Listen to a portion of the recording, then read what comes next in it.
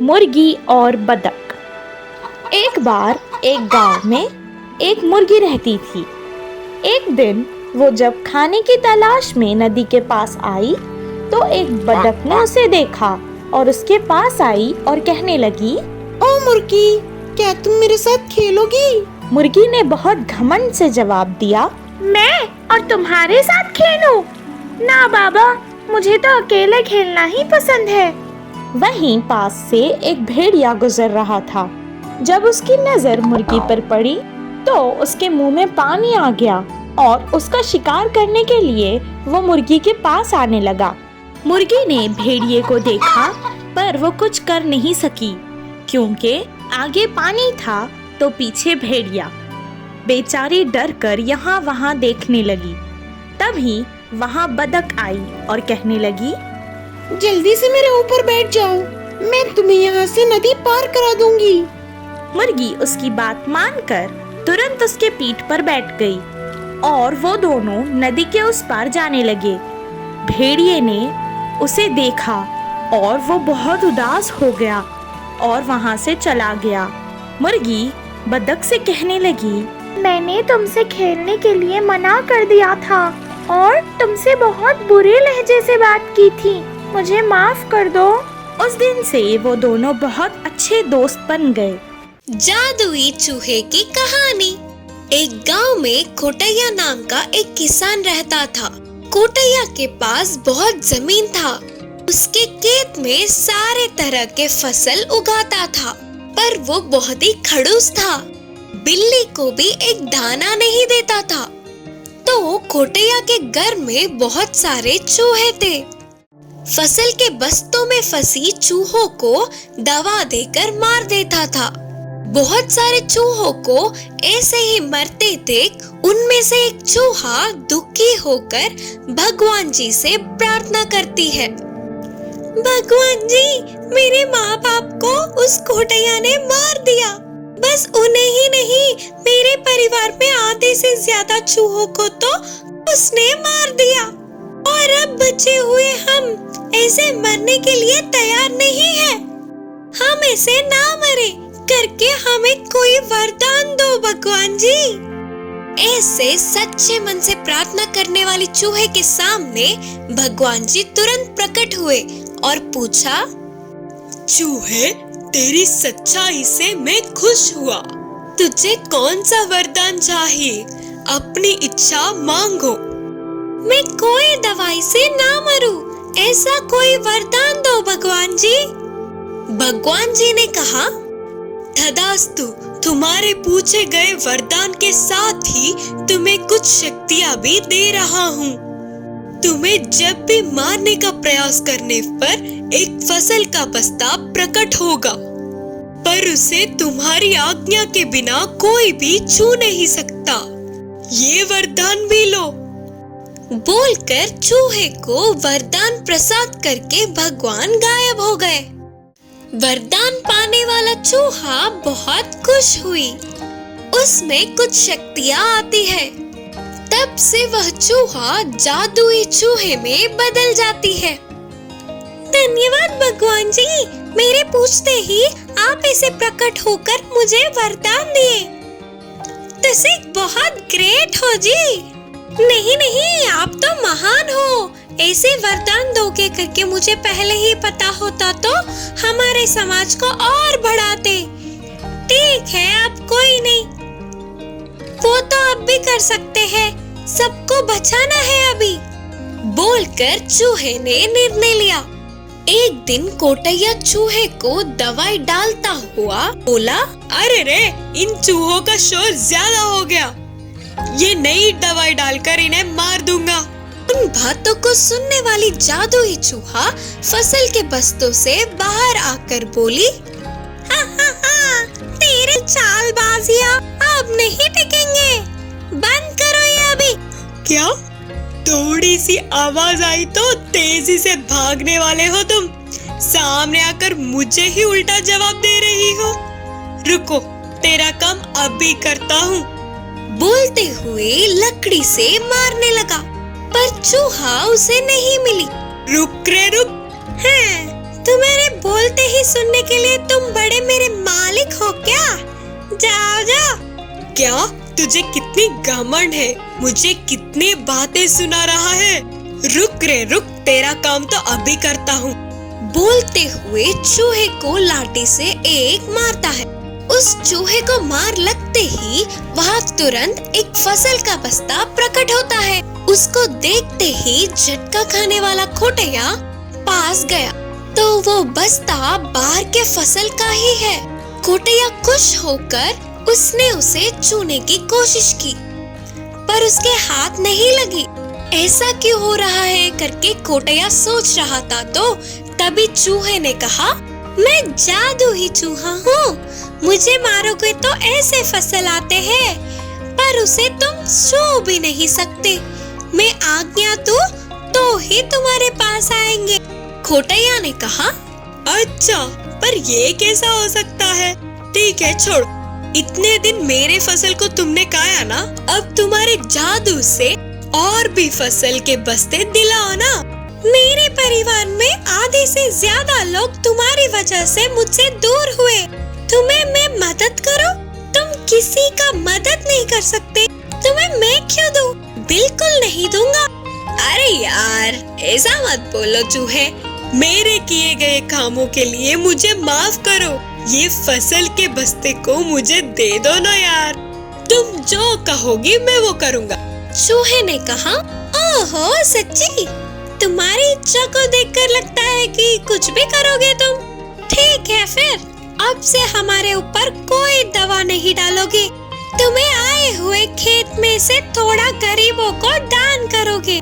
तब खोटैया मन में सोच रहा था कि इस जादुई चूहे से ज्यादा लाभ लेके बहुत कम लाभ बता दूं तो हो जाएगा। सोचकर खुशी में बोलने लगा, हाँ ठीक है, तुम जो कहोगी वही करूँगा। तब से खोटैया उस चूहे के मुताबिक ही करता है। असली बात ना जानते हुए चूहे के जादू से आए हुए फसल को अपने खेत में डालने की सपने देखता है और जादुई चूहा उसके परिवार को बढ़ाते हुए खुशी से रहता है। मायावी घोड़ा। एक जंगल था, उस जंगल में कभी कभी एक राक्षस आकर अपने भोजन के लिए हाथ आए हुए जानवर को ले जाता था। उस राक्षस के आने पर अपने प्राणों को हथेली में रखे डर डर के रहते थे सारे बाकी के जानवर। इस बार वह राक्षस आया और सारे जानवरों को डरा के बकरी को उठा ले गया। इसी जंगल में एक घोड़ा था, वह बहुत ही सीधा साधा था, लेकिन उसके मासूम होने के कारण उस जंगल के बाकी के जानवर उसे हमेशा चिढ़ाते थे। हिरण ने कहा, अरे ओ घोड़े, इस पूरे जंगल का चक्कर काटना होगा, काबला हो जाए क्या? फिर लोमड़ी ने कहा, वो क्या भागेगा, ऊपर से डरा हुआ। बोलते हुए लोमड़ी चिढ़ाने लगा। उन बातों से सारे जानवर हंसकर चिढ़ाने लगे। मैं सबकी तरह ही हूँ ना, लेकिन फिर भी मुझे ये क्यों रुलाते हैं ये लोग हमेशा। मैं इनके साथ नहीं रहूंगा, कहीं दूर दूसरी जगह चला जाऊंगा। सोचते हुए उदास होकर उधर से चला गया घोड़ा। इससे अकेला जाने वाला घोड़ा डर डर के आगे बढ़ने लगा। इतने में उसके सामने एक अनोखा रूप प्रत्यक्ष हुआ तो घोड़ा और डर गया। उस अनोखा रूप ने कहा, नहीं दोस्त, मैं तुम्हारी मदद करने आया हूँ। लगता है तुम किस परेशानी में हो, तुम्हारी परेशानी बताओ, मैं दूर करूँगा।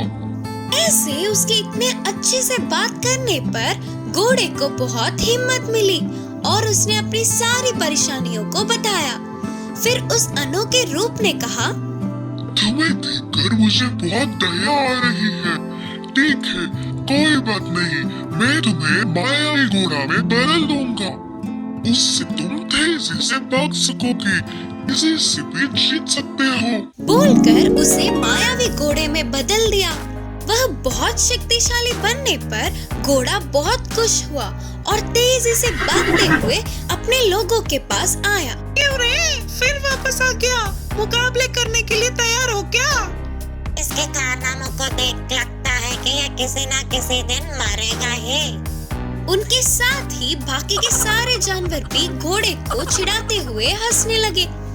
फिर भी उन सब के बातों को अनसुना करते हुए घोड़ा बस चुपचाप घास खाने लगा।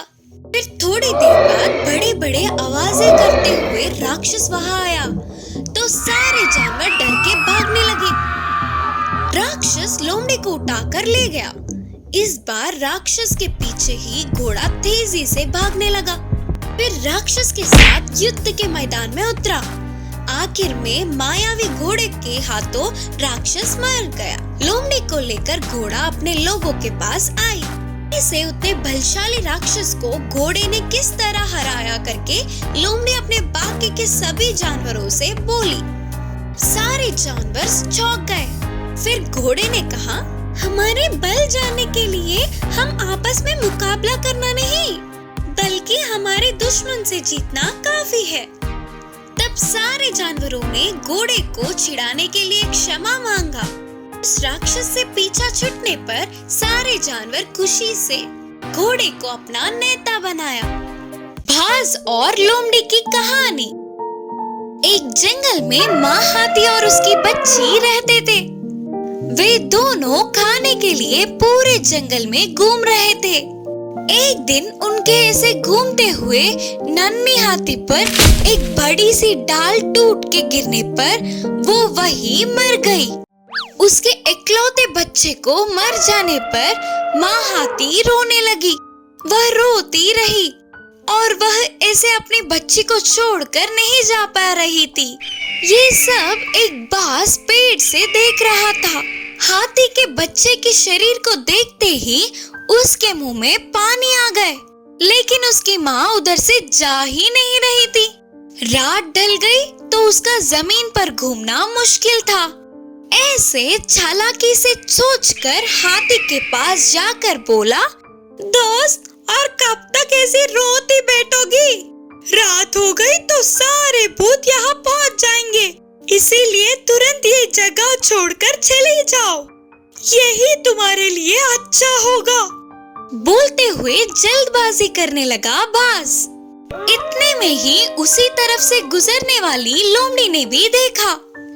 उधर मरे पड़े हाथी की बच्ची को देखते ही उसके मुंह में भी पानी आ गए, लेकिन उससे पहले ही उस शरीर के लिए बाज का इंतजार करना उसे अच्छा नहीं लगा। उस माँ हाथी को किसी भी तरह रात होने तक रोक पाए तो इस बात की भला टलेगी और वही उस शरीर को खा सकेगी करके सोचकर धीमे धीमे वहां आकर बोली, अपनी बच्ची को ऐसे छोड़ के जाने के लिए तुम्हारा मन कैसा हो रहा है दोस्त? थोड़ी देर के लिए रुक जाओ, कब क्या हो जाए किसे पता, और कौन बोल सकता है? बोली लोमड़ी। इस तरह उस माँ हाथी को उधर से भगाने के लिए भास और रोकने के लिए लोमड़ी कोशिशें करने लगे। इतने में जंगल की वन देवी प्रत्यक्ष हुई। अपनी बच्ची को दूर होने पर माँ हाथी का दुख देखी। देवी ने अपनी शक्ति से हाथी की बच्ची को फिर से जिंदा किया। इससे माँ हाथी की खुशी का ठिकाना ही न रहा। अपनी चालाक बुद्धि से सामने वालों के दुख को भी अपने फायदे में बदलने की कोशिश करने वाले बाज और लोमड़ी को वन देवी ने बंदी बना लिया और वहाँ से गायब हो गई। इस कहानी की नीति है कि सामने वालों की हर बात अपने भले के लिए नहीं होती।